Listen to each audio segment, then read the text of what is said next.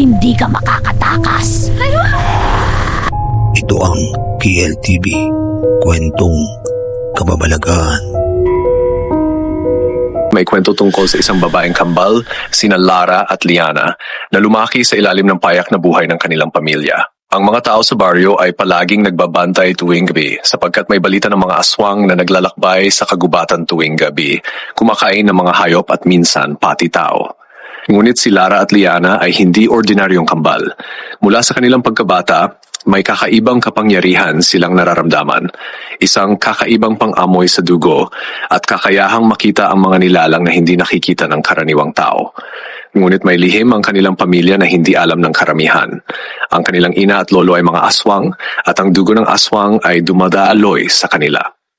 Isang gabi, habang naglalaro sa gilid ng ilog, napansin ni Lara na may kakaibang katahimikan sa kagubatan. Ang mga kuliglig at kulisap ay biglang tumigil sa kanilang huni. Liana, may naramdaman ka ba? Tanong ni Lara. Oo, parang may sumusunod sa atin, sagot ni Liana at kapwa nilang naramdaman ng malamig na hangin na tila humahaplos sa kanilang balat. Mula sa dilim ng kagubatan, lumitaw ang isang grupo ng mga aswang. Hindi ito pangkaraniwang aswang. Mas malalaki, mas mabilis at mas mabagsik. Ang leader nila ay may pulang mata at matulis na kuko. Agad na kinilala ni Lara at Liana ang panganib. Hindi tayo karaniwan, bulong ni Lara sa kanyang kapatid, kaya nating labanan sila. Sa kanilang unang pagharap, ginamit nila ang kanilang aswang na kakayahan. Mabilis silang nagpalit ng anyo, isang kombinasyon ng tao at hayop. Ang kagubatan ay nagningning sa bawat hampas at sulyap ng kanilang mga mata. Ngunit habang lumalaban sila, may napansin silang kakaiba. May ibang kambal din na aswang sa grupo. Parang refleksyon nila, ngunit mas mabagsik at mas malupit. Mga kambal na ito, parang tayo, pulong ni Liana, at biglang nahanap nila ang kanilang sarili na nakaharap sa isa pang pares ng kambal na aswang, sina Mara at Mira, na kilala sa mga kwento ng bayan bilang pinakamabagsik na mga aswang sa Naga. Nagumpisa ang labanan. Ang gabi ay puno ng sigaw, kaluskos ng mga sanga at dilim na gumalaw sa paligid. Pinagsama ni Lara at Liana ang kanilang lakas. Ang isa'y mabilis na humahabol, ang isa'y gumagamit ng kapangyarihang pang-amoy para makita ang kahinaan ng kalaban. Unti-unting napapahina nila sina Mara at Mira. Ngunit bago tuluyang matapos ang laban, may napansin silang kakaibang kapangyarihan sa mga kalaban. Kaya rin nilang mag-anyong tao sa harap ng mga tao sa baryo.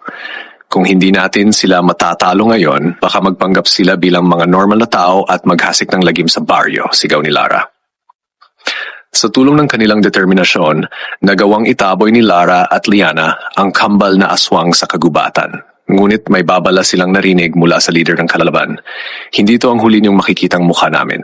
Ang dugo ng kambal ay hindi mawawala at darating ang araw na magbabalik kami.